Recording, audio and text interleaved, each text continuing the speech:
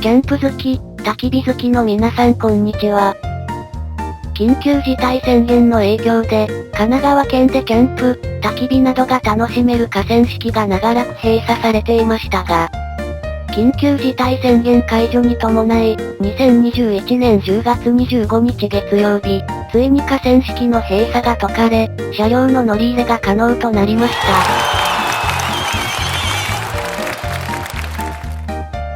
閉鎖期間が長かったので、荒れ果ててしまっていないか気になったので、開放直後の河川敷の様子を確認してきました。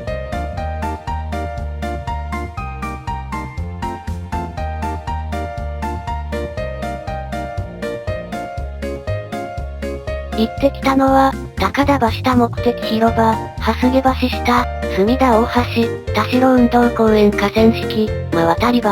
相川橋の計6カ所です。